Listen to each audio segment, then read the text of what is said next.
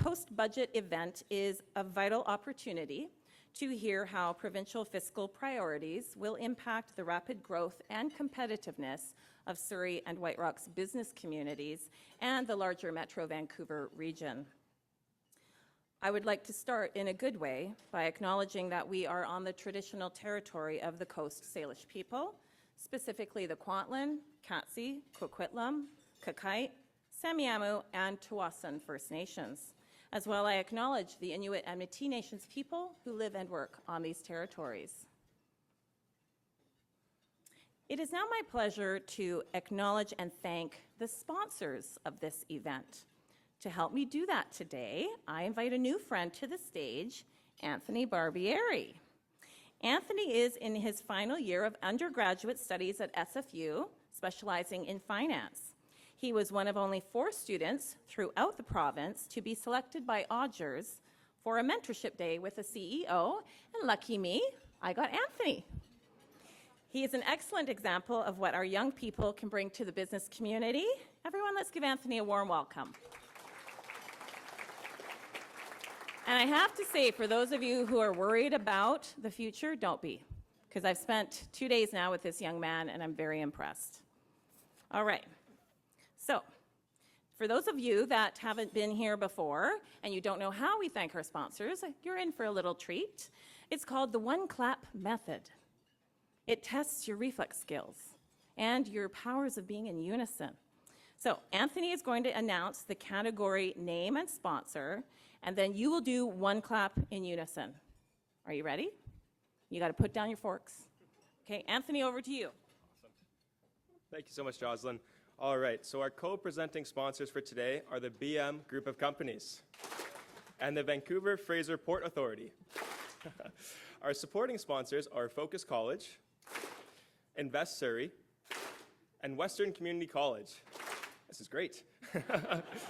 Our community sponsors are my very own Simon Fraser University, and our pillar partners are Aspira Retirement Living, Focus College, the Chambers of Commerce Group Insurance Plan, and SNF Group Benefits. Oh! Thank you. Very good. Thank you, Anthony. Great job. We always get them with the SNF Group Benefits. It's a little tricky. Okay, now please help me welcome some special guests in the audience. And this time, we're going to have you stand so people can find you later. And when I say your name, you stand up, and you just stay standing. At the end, we'll do a big round of applause. Sound good? Great. Thank you, Mayor Knight. Okay. We have Randeep Sarai, Secretary of State for International Development and MP for Surrey Centre. We have Ernie Klassen, Parliamentary Secretary to the Minister of Fisheries and MP for South Surrey White Rock. We have Suk Dhaliwal, MP for Surrey Newton. Gurbakh Saini, MP for Fleetwood Port Kells. We have, I'm going down. Is Amna Shah here? Yes, okay, there she is. Amna Shah, Parliamentary Secretary for Anti-Racism Initiatives and Mental Health and Addictions and MLA for Surrey City Centre and winner of longest title. We have Gary Begg, Parliamentary Secretary for Surrey Infrastructure and MLA for Surrey Guildford. Her Worship, the Mayor of White Rock, Megan Knight. City of Surrey Councillors Linda Annis, Mike Bose, and Doug Elford. And Surrey School Trustee and Chair of the Board, Gary Tomashuk. Big round of applause. Thank you all for being here. And then I just have one finalist, and these are really important people to the Board of Trade, our Board of Directors. We have our Chair, Mr. Rory Morgan, Board Chair of KSW Lawyers. We have Roger Steers, Vice Chair and RJC Engineers. Baljit Dhaliwal, Immediate Past Chair of TJ's Education and Safety Training. Nikki Dhaliwal, Canadian Men's Health Foundation, Sasha Ramnarine, Remedios and Company, Mike Speech, Ashdown Capital, and Louise Tremblay, Brella Community Services Society. Round of applause. These are my bosses. Can we do a little better? Yay, we love Joslyn, the Board of Trade. Good, okay. We also have our board governors. These are people who were the most wonderful volunteers who took on the chair role. We have Doug Tennant, Dr. Greg Thomas, James Stewart, and Archie Johnston. You have to stand up, guys. Yay. Thank you. And we have a fellow Chamberlain colleague From the Cloverdale District Chamber of Commerce, Director Liana Napolitano. Thank you, Liana, for being here. Okay, so a little bit about us. The Surrey and White Rock Board of Trade is an independent nonprofit organization and serves as the concierge of connections for our business communities, delivering a diversified service portfolio of business development, support for international trade, government advocacy, and workforce development. We help businesses grow and succeed. We connect people, offer vital resources, and actively push for policies that ensure Surrey and White Rock continue to be the best places to live and work, and I'm not biased at all. We're proud to be a powerful, unifying voice for businesses of all sizes and sectors across the region. Now, I'd like to welcome my old friend, Peter Fassbender. Where's Peter? Okay, you're coming up to the stage. We've known each other for years. Peter is the corporate ambassador of the BM Group of Companies, our co-presenting sponsor.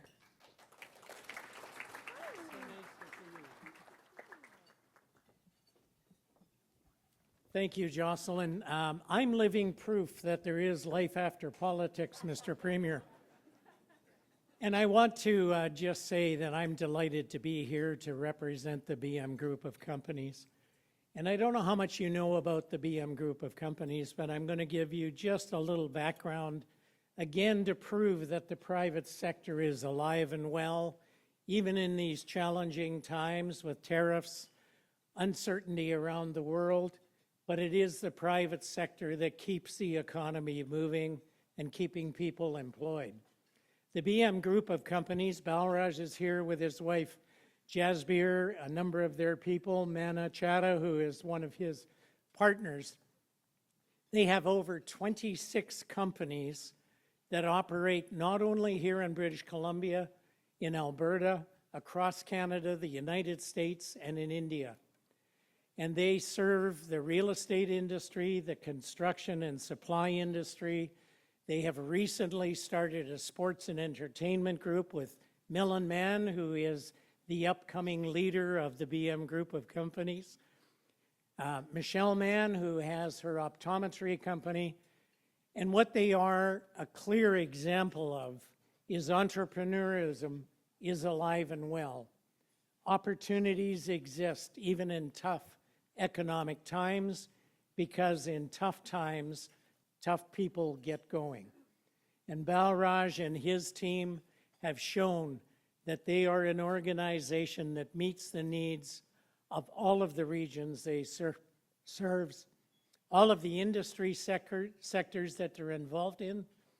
And I think their message to everybody in this room, Mr. Premier, is that tough budgets mean that tough people still need to get tougher.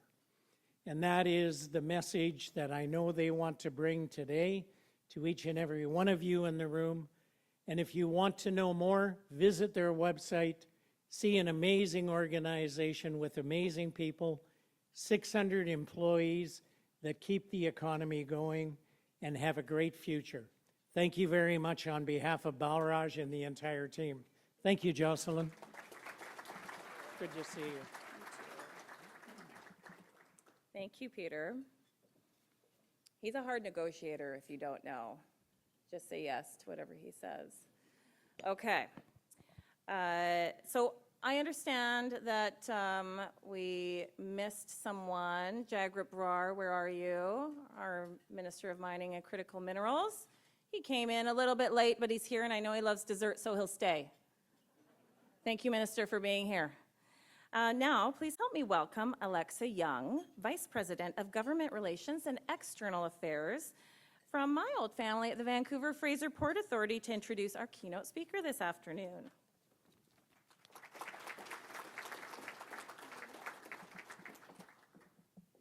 I'm not as tall as the Premier, but here we go. Thank you, Jocelyn, and good afternoon, everyone. It's wonderful to be gathered here today on the traditional territory of the Coast Salish people, and I want to express my thanks to them. And a big thank you to Jocelyn and your team for putting on this great event and for your ongoing partnership. And on a personal note, a big thanks for everything you contributed during your time at the Port Authority. You really laid a great foundation, and happy to see you continuing that work at the Board of Trade. Like Peter said, there's no doubt these are extraordinary times. Trade rules have been upended. Canadians, British Columbians are anxious. They're worried about what it all means for their businesses, their pocketbooks, and their families. The good news, we're seeing Canadians rising to the challenge every single day.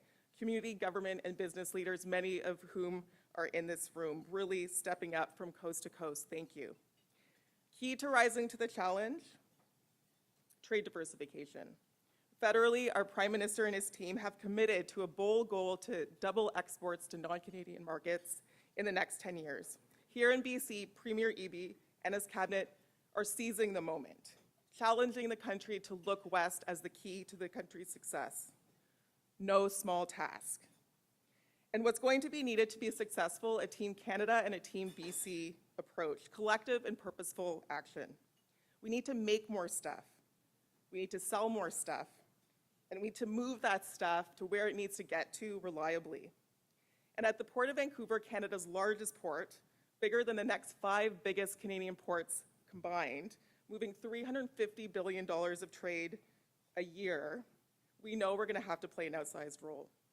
Whether it's Ontario retail products, Manitoba canola, Saskatchewan potash, Alberta oil, or BC lumber and copper, you name it, we probably move it. And 80% of those products are already destined for markets outside of the US. And decades of port investment, about $9 billion over 15 years, has helped us move more and more of what Canadians make, with record trade year after year after year.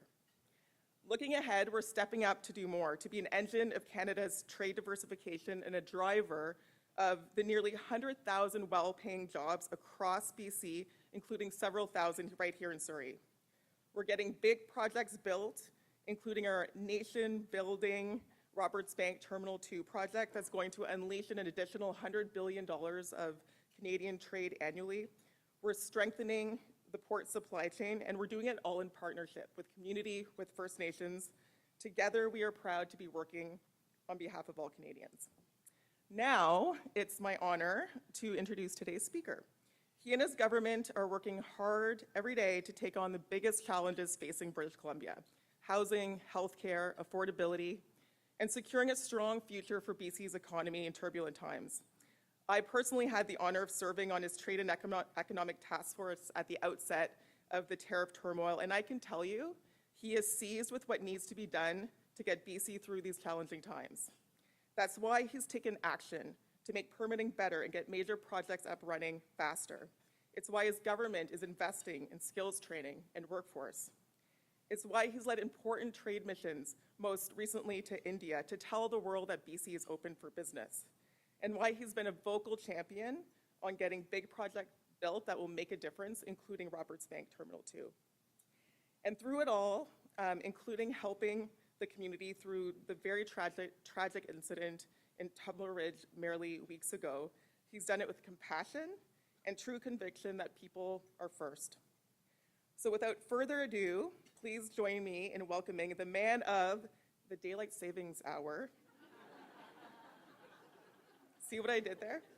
Your Premier, the Honourable David Eby.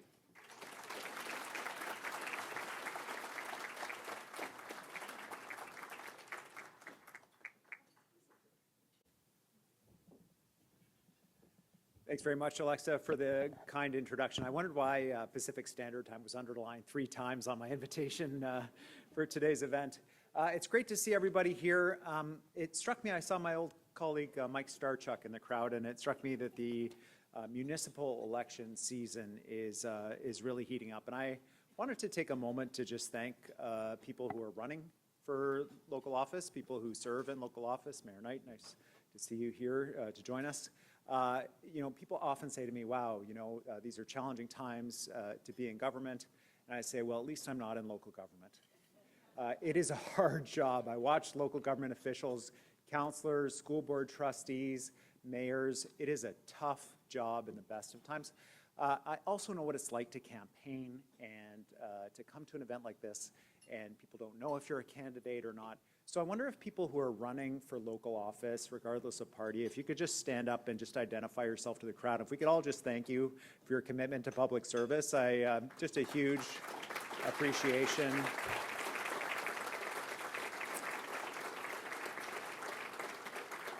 an absolutely crucial level of government and a huge amount of challenge and abuse that local governments take right now in this sort of heightened social media environment. And I'm just so pleased to see the courage and resolve of people to serve their communities even in challenging times. Thank you for that.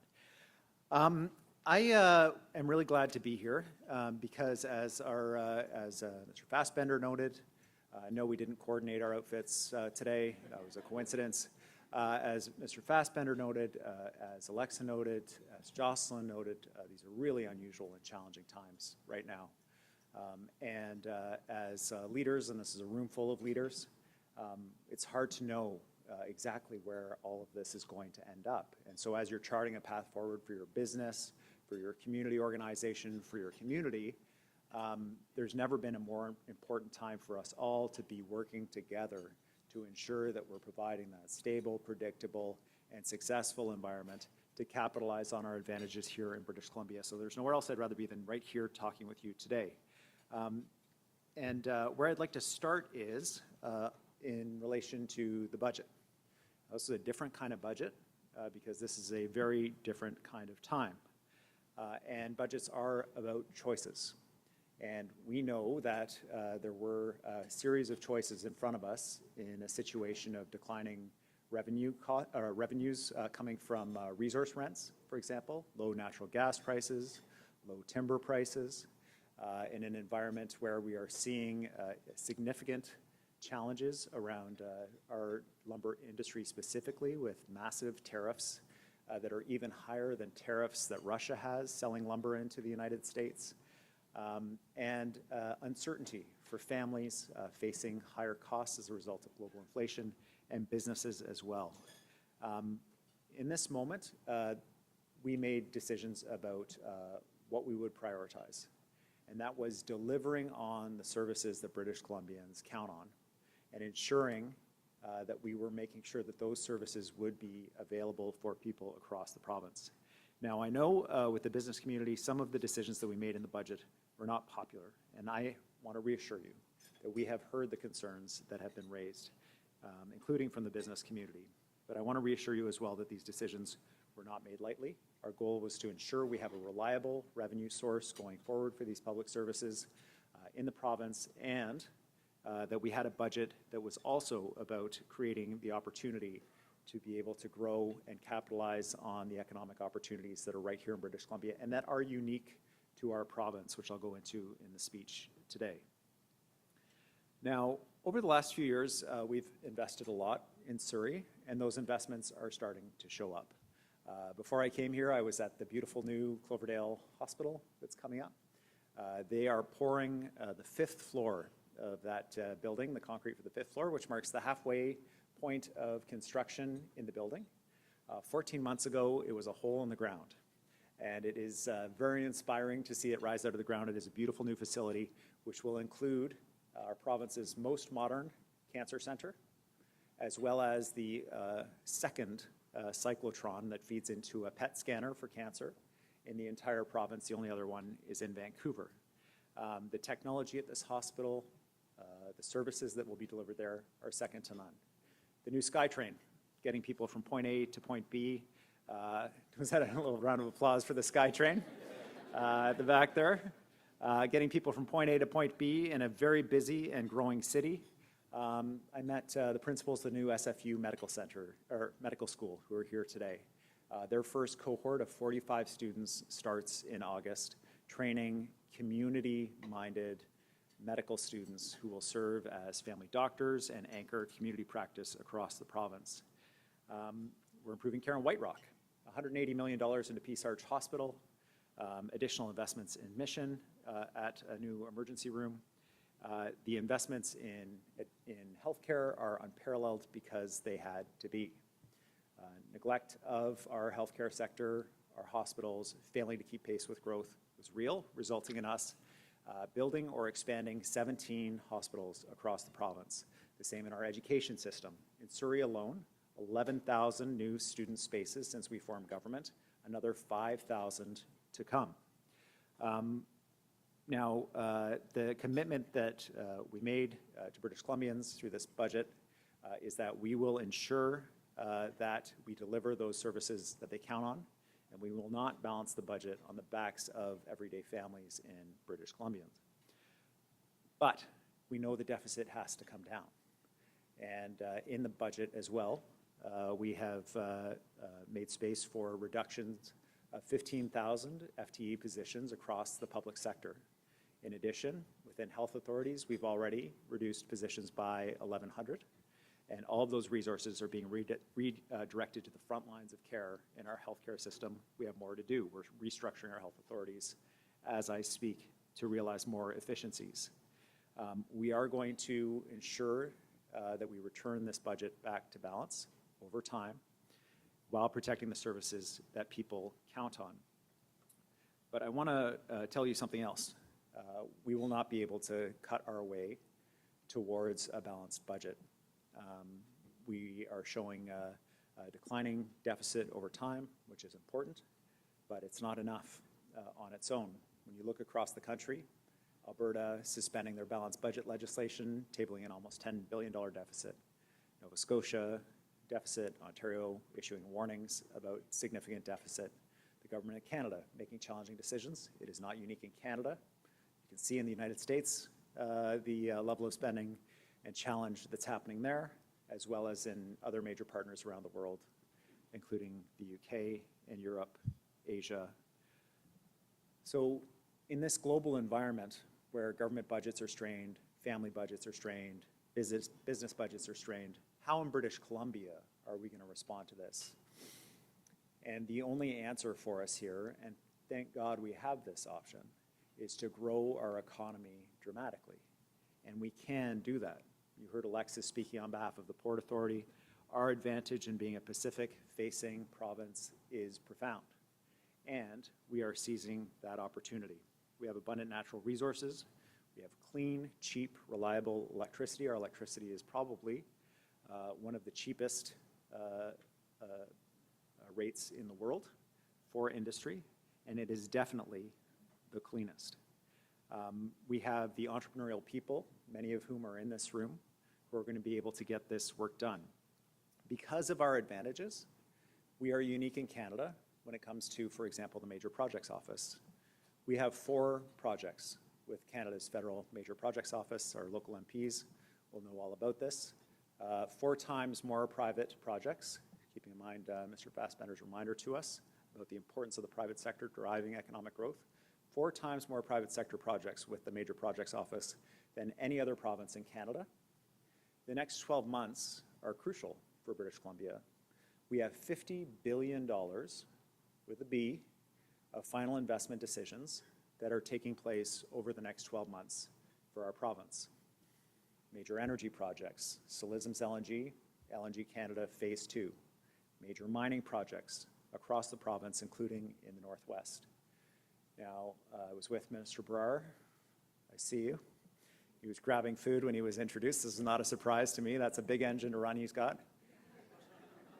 So our mining ministry has issued permits for 4 mines in the last 4 months, either major expansions or new mines in the province, reflecting almost $4 billion in direct investment. You say, well, what does that have to do with the Surrey Board of Trade?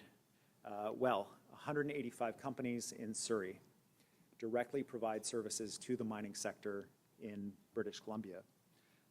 Companies like Industrial Equipment Manufacturing is providing equipment for the Bruce Jack mine in Northwest BC, for example.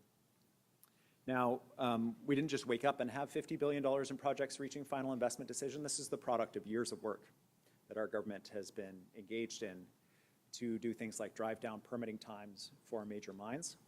With the Mount Milligan mine, for example, which was the reopening of a closed mine, we were able to get the permits done so quickly that the company realized that they might be able to turn around additional capital even faster within British Columbia, and they've now initiated explorations at another mine site that they weren't even thinking about reopening because our permits were done so quickly. The principal of that company, on being asked, what else should British Columbia be doing to encourage investment, he said, well, actually, it's other jurisdictions that need to be looking at British Columbia to figure out how to get permitting done quickly to ensure major investment. That is how we have turned things around, and we have $3 million more in the budget to ensure that mining approvals are done faster as well. That was your group leading that applause, by the way. Well done. The private sector investments are crucial for British Columbia. We are not a recipient of equalization payments like other provinces. We don't get the $5 billion that Manitoba gets. We don't get the $13 billion that Quebec gets. We don't even get the $1 billion that Ontario gets. We are paying for other provinces through the development that we do here. So one of the key messages that I'm always backing up our local MPs, and I know they're banging the drum for us in Ottawa, is that BC needs to get our fair share of investment, and they are delivering for us. I had a meeting with the defense minister who indicated that the federal government will be investing $22 billion over the next 6 years in the province of British Columbia. This is because, definitely, of our geographic positioning, but it is also because of our ability to deliver on major projects, including shipbuilding and maintenance. Manufacturing companies in Surrey will benefit from this investment because the commitment on the defense spending is that the money needs to be spent with Canadian firms first. That investment, though, and those partnerships, that $22 billion, is part of a larger parcel of federal money where they are looking to shore up things like our critical metals and minerals supply and ensure that Canada is well positioned to face the future through investments like the Roberts Bank expansion port investment. One of the things the federal government asks us as a government when these opportunities come forward with companies like Anglo-Teck, who, by the way, are locating their head office in British Columbia. It will be the largest corporate head office to ever locate in the province of British Columbia once that merger is complete. But Anglo-Teck operates a smelter in Trail, and they're proposing to do additional germanium refining there. And so we're in conversations with the federal government about supporting that critical mineral being refined in British Columbia and available for allies. It's required for defense. When we have these conversations with the feds, they say, well, can you guys come in and help support as well to leverage both the private sector investment as well as the federal government investment? So in this budget, we have a $400 million fund, a strategic investment fund that enables us to land major investments in life sciences, in manufacturing, in mining and mineral refining, energy, and other sectors. This money will be leveraged many times over and reflects a significant optimism that we have about capital investment that wants to come to British Columbia and can be facilitated to come to British Columbia. I think in a perfect world, we wouldn't have to engage in this kind of industrial strategy. But the reality is we're competing with jurisdictions around the world, including the United States, that are heavily subsidizing business to operate in their jurisdictions. And so we have to compete on that playing field, and indeed we will. We are also working hard to expand trade. Now, you heard in the introduction that recently we were in India. This is a challenging time for Canada in terms of our closest neighbor and the major market that is really impossible to replace. How do you replace a market that is a 30-minute drive away with a market that is overseas? And rest assured, for those of you who haven't been, it is a long flight to India. So we don't pretend that we're going to be able to replace the United States through trade diversification. It's not a realistic perspective. We're supportive of the federal government's negotiations on CUSMA. We want a trade deal as quickly as possible. We want stability with the United States. And it's nice to see moments of sanity like the Supreme Court's recent decision around tariffs. But it is hard to see the continued instability in terms of our trade relationship with our closest partners. And so for areas like our lumber industry, finding other markets is crucial. One of the key topics of conversation in India was timber products. How do we get more BC timber products to India? They have a tariff on our timber products that go to India. And one of the topics of conversation was making sure that in the free trade agreement negotiations that Canada is engaging with India on is the dropping of that tariff. And it was a conversation that officials were prepared and willing to have as part of those trade negotiations, which we hope are concluded as quickly as possible. In addition, The growth in India is remarkable. We're talking about 8 to 10% growth in the various provinces that I visited. And their major concern is, will we have the materials needed to be able to grow? That includes energy, metals, minerals, raw materials, as well as services, expertise. I'd love to think that the C-level folks that we met with from the huge companies in India wake up thinking about British Columbia, but they don't. They don't even wake up thinking about Canada. They are thinking about the immediate needs that they have in front of them. And so it was very significant and very important for us to be there to ensure that they understood what was on offer in British Columbia. And as a result, we have provided them with lists of companies that are seeking to expand here in British Columbia in various sectors in order to be able to pursue additional investment. And this was at their request. So we're playing matchmaker. These trade missions do make a difference. I also want to recognize the geopolitical realities of our relationship with India, our relationship with China, our relationship with the United States right now. It feels a bit lonely in Canada right now in terms of the challenging relationship that we have in terms of the concerns around foreign interference, around our democratic rights, as well as around the safety of people in our communities. And so we have to do two things at the same time. I support the Prime Minister's reality-based trade policy.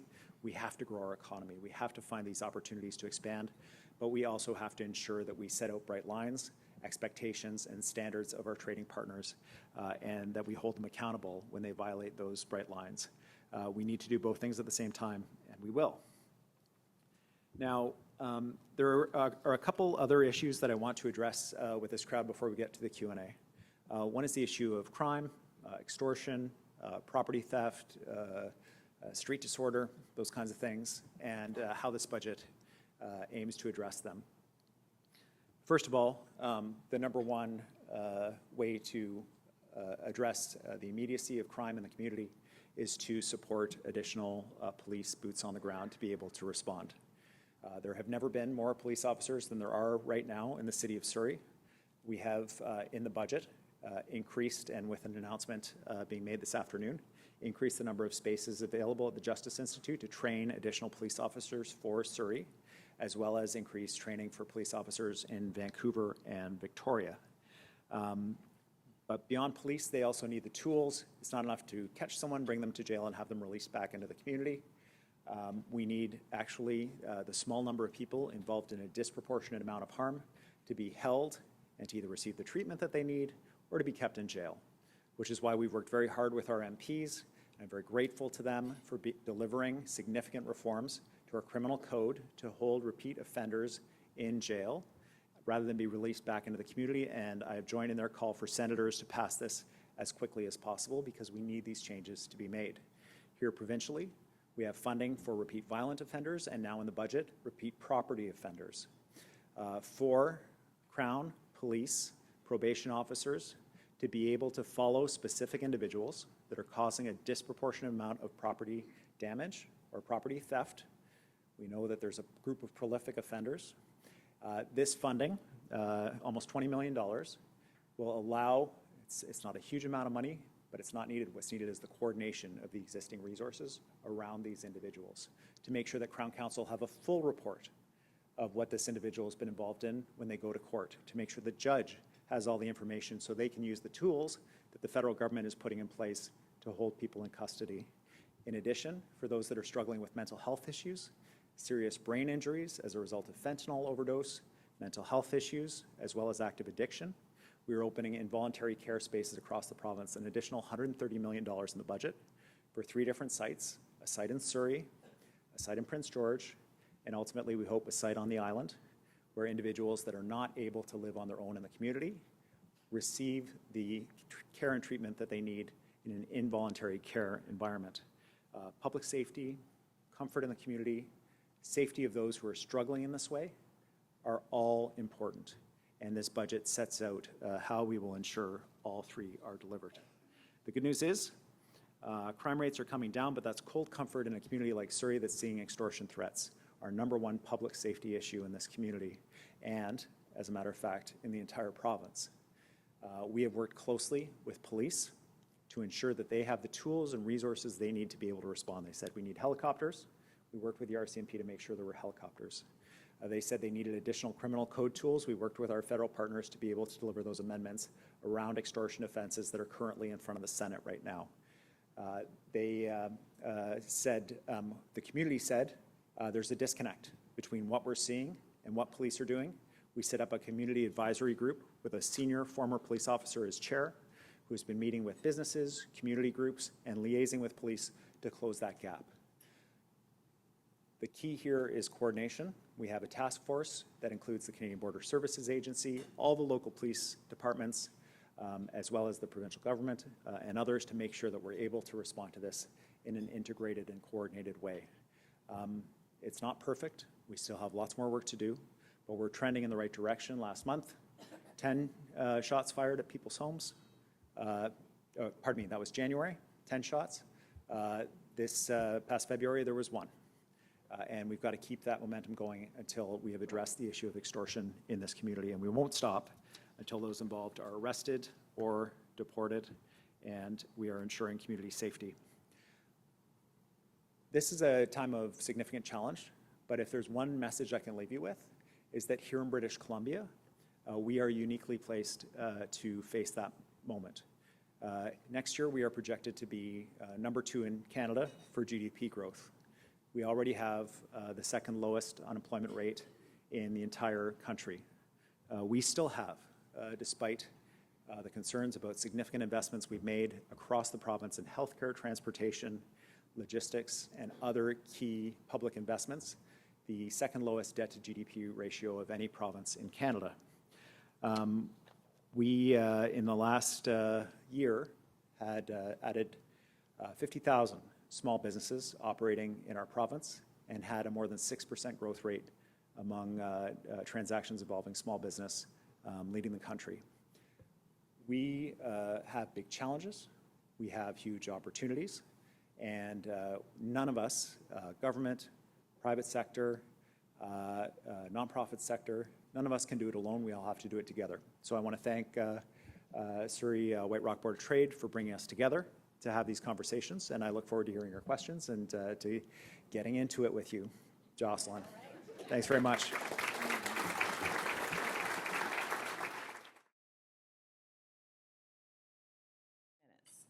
So just a reminder, if you do find yourself at the microphone, please introduce yourself, where you're from. Keep your questions brief. One question only. For those that don't know, I run a tight ship, and I will make you go to the back of the line. And we are respectful, of course. I'll get us started, and then you feel free to jump up. Okay. So let's start with the tough stuff, the elephant in the room, the deficit, and PST. I want to give you an opportunity to speak a little bit more about that. We're looking at a $13.3 billion budget. You've mentioned it's going to be and has been a difficult time. But with these rising debt levels, how do we keep investor confidence high, and how do we assure businesses and the community that more taxes aren't coming their way? Can you talk about that? Yeah, the crucial piece in this budget is to ensure that we have the components in place to deliver on the economic growth that is going to help us deal with the gap that we face. There are a number of different drivers of the deficit: the elimination of the carbon tax, the low resource prices that we have in the province, and the overall caution that families are facing, especially around real estate, and not making the decision right now to buy a home, a big driver of our economy here provincially. You can see the issues across Canada, but unlike other provinces, we have a significant ace in the hole, which is the possibility of delivering on these major investments in our province from the private sector over the next 12 months. And so the budget, through the training, the $250 million for training of skilled workers, so we can reassure project proponents you'll have the skilled workers that you need, around the manufacturing credit to make sure that businesses are able to invest to support these major projects with manufacturing equipment and processes that they need. and the co-investment fund of the $400 million so that we're able to support growth in the province and anchor it to British Columbia, so it's not a one-time through the major projects. This is what's going to move us forward in British Columbia. In this time of an aging population, growing population, and people showing up at the hospital sicker, our big driver is health costs, and that is a North America-wide phenomenon right now, and it is a very challenging issue. So we have to grow the economy to be able to pay for the services that people need, and part of that solution is here in the room. Thank you. And when it comes to the PST, so I was in budget lockup, and there was a lot of surprise in the room with the newly announced PST, not on all sectors, but some. And the one that surprised me the most was on security services, because of course here in Surrey, we're concerned about extortion and safety, and we recently brought together business associations, including BIAs and chambers of commerce from Delta to Abbotsford. And we met with Paul Dadwal, who's running the new community advisory group, as well as Surrey Police Service. And so this situation is real, and now PST is being charged on security services. How does that make sense in your mind? Please enlighten. Yeah, we have to pay for public services. Small businesses and medium businesses paid about 40% of the carbon tax. And when we eliminated that tax, we said we're not going to recover the offsetting cuts that have been implemented in the first place. That's a significant financial impact. We also have to pay for expansions of police services in Surrey, as well as in other communities. There has been significant investment in Surrey, additional training spaces, capacity, additional officers, as well as the significant investment going into the extortion prosecutions that are happening right now. We don't want businesses to be dependent on security to be able to ensure their safety. We want them to be able to be in a safe community, and you'll see matching investments that benefit the business community around chronic offenders, around policing, around public safety, that ensure that we don't have to see a continued expansion, businesses getting more and more and more security to respond to a destabilizing situation. We need to go the other way, and we are. Crime rates are coming down, but we know that extortion has been a huge threat here in Surrey, and so we have to respond to that too. And so let's move now to SkyTrain. I was driving here today, and it's an inconvenience, but we're happy it's coming. However, with the budget, there were no new announcements on transportation upgrades south of the Fraser. So with this growing population, how do you think you can budget to keep us in the right direction with the transportation needs that we're going to have if we don't have anything new in the budget now? Well, I didn't think I'd have to answer this one. We are putting a huge amount of money into transportation south of the Fraser. We just want more. Yes, no, I understand, Joslyn, I understand.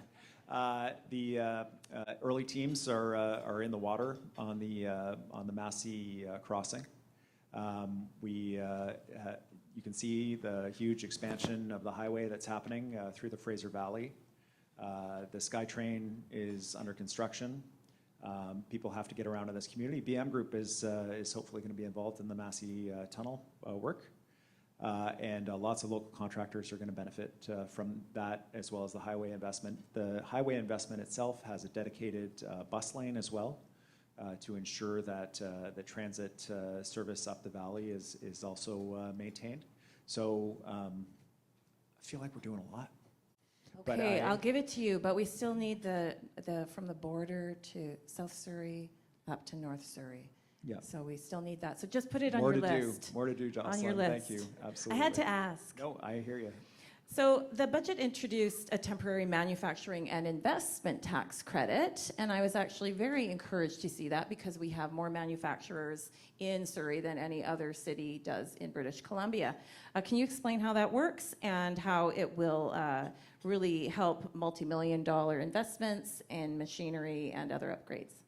Yeah, absolutely. So first of all, one of the things that we really want to get to is deriving more value from our resources in the province, and with a particular focus on wood products, but certainly not exclusively. And we definitely want to encourage more manufacturing here, as does the federal government, especially given trade and supply chain uncertainties defense needs, and other priorities that were not priorities, especially around defense, like 2 years ago.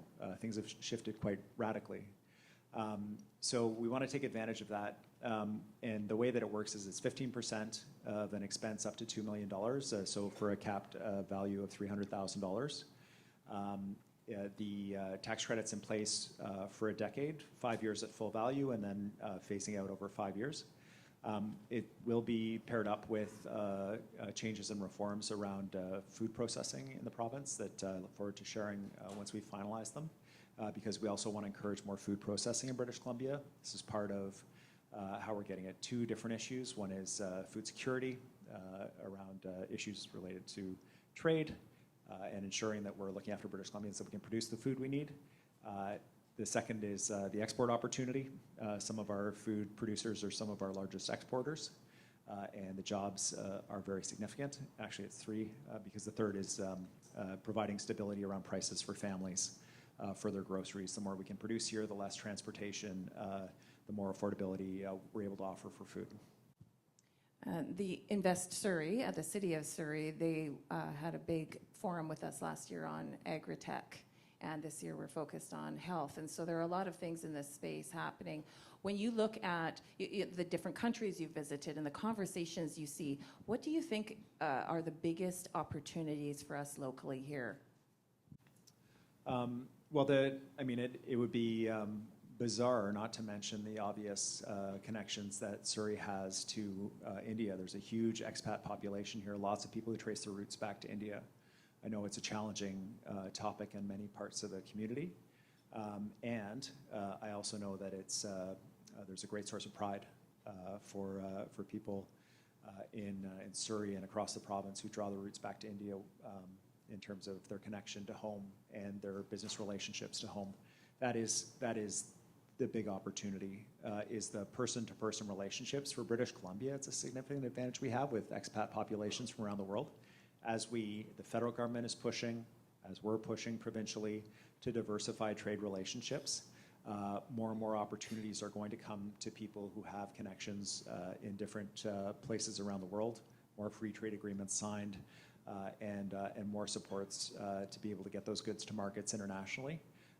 Leaning on those personal connections is a huge opportunity and one that we hope people are able to do. And of course, we have great supply chain examples here, Port of Vancouver facilities, trucking, the border, and the railway. CN has their main yard for southern British Columbia here in Surrey, so there are plenty of opportunities. Thank you for that.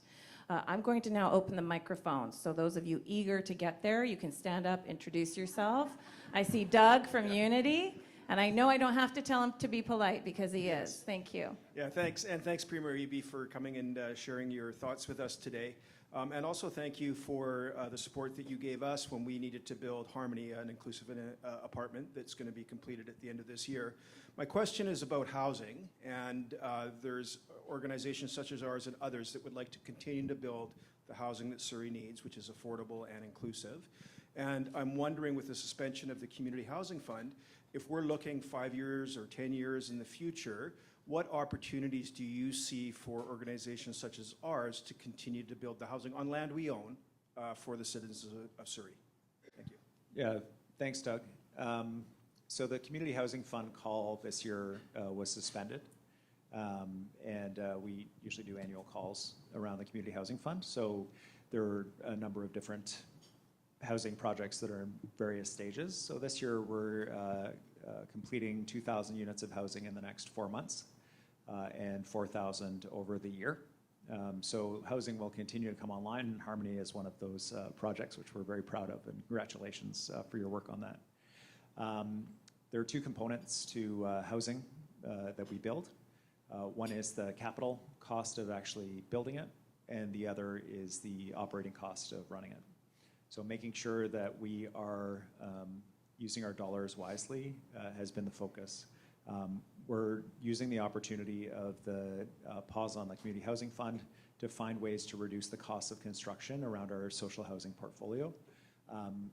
While the housing is beautiful and incredible, and there are a number of projects that are significantly more expensive than market housing.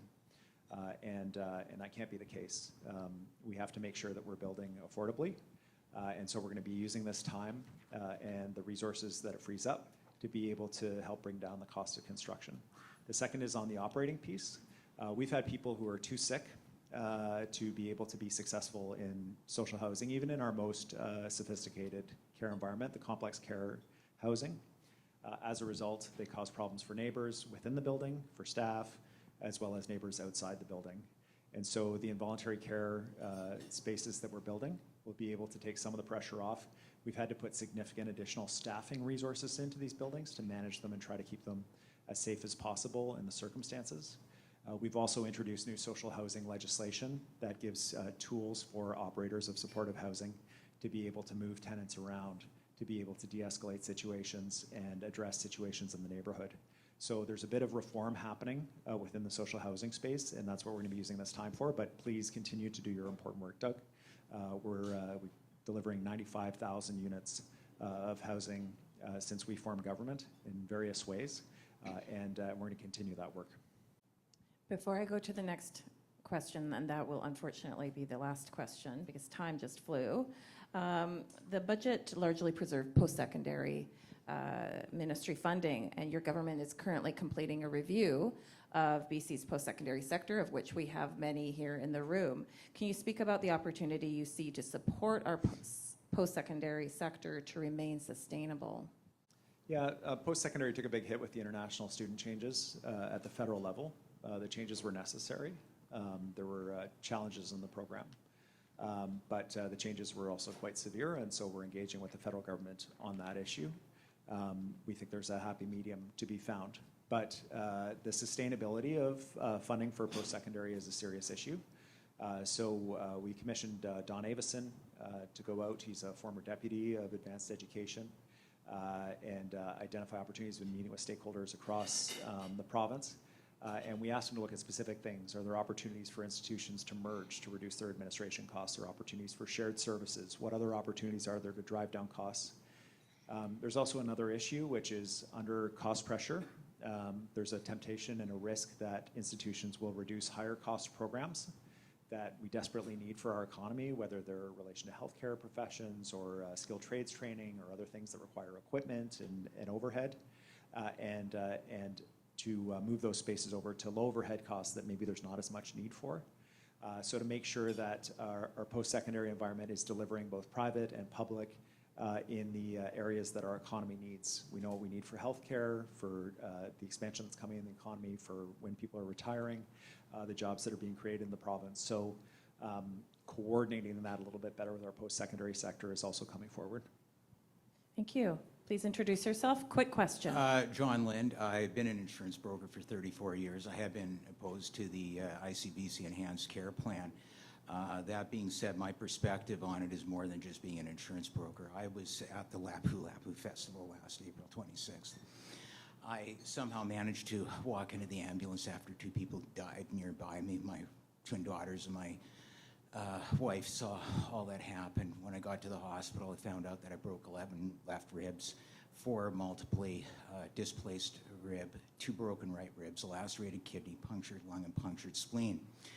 Since that tragedy, I made it a mission to try to help as many people as I can. I met many victims, their families. They've had people who've died, people who've been severely hurt.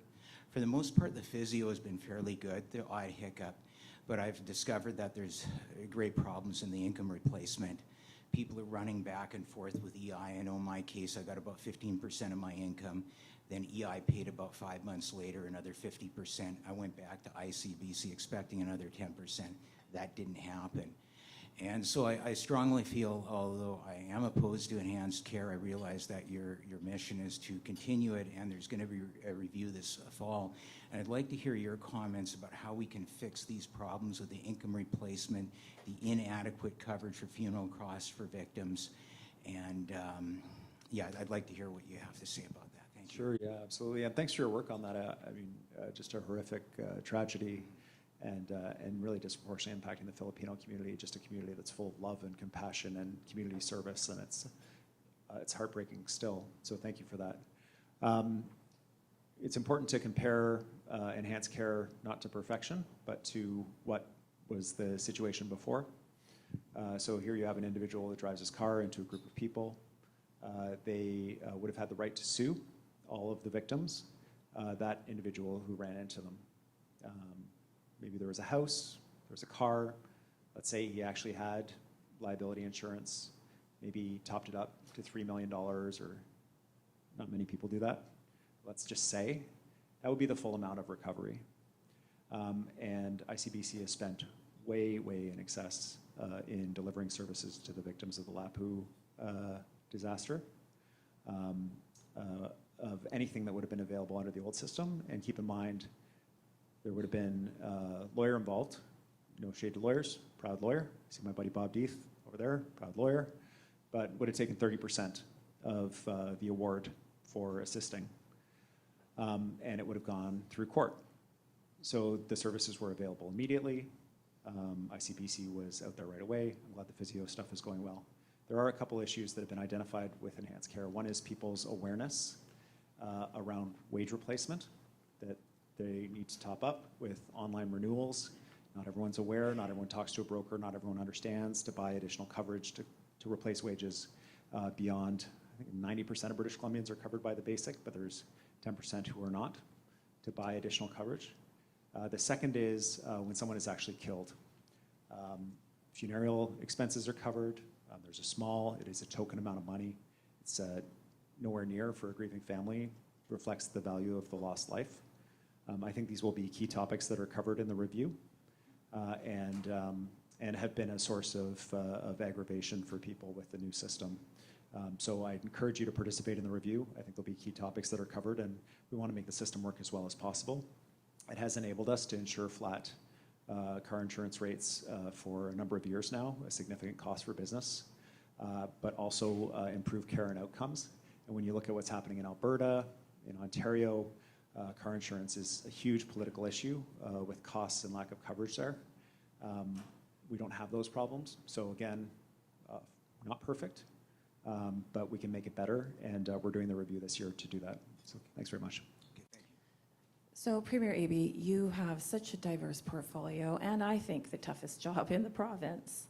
So just as last words, can you share with us what's the best part of your job, and maybe what's the hardest part of your job? Start with the hardest first so you can go off on a positive note, right?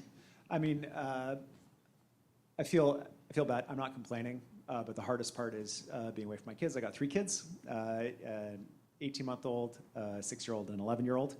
The older kids are just coming online enough to really notice that I'm gone, and the youngest is just hard to be away. It's kind of a special time. So that's the hardest part. I know a lot of people have jobs where they have to be away from home regularly, and I don't feel that's particularly special, but that is definitely the hardest part. And I do miss my wife when I'm away as well. And I'm so good fitting that in. I was like I'm missing somebody. You're being recorded. And my wife. I do, actually. The best part is, you know, I told you in the speech, I was at the Surrey Hospital, and seeing that building go up, knowing the people that are going to get care there, knowing that I'm a small part of the work to improve the quality of life for so many people that are going to pass through the doors there, that makes it all worthwhile. I'm sure that's why people are running for local government. You see these little changes that you can make, these things that you can do to make a difference in people's lives. And if you're fortunate enough to be in government long enough to actually see the things start to happen, it's incredibly rewarding, and it's a great honor to do the job. Thank you so much, Premier. Can I have a round of applause for Premier David Eby? Thanks, Joslyn. Thanks, everybody. I know you have to run, but I just want to quickly thank our sponsors one more time, BM Group of Companies and the Vancouver Fraser Port Authority, Focus College, Invest Surrey, Western Community College, Simon Fraser University, Aspira Retirement Living, Focus College, and SNF Group Benefits. Thanks, everybody, and make it a great business day.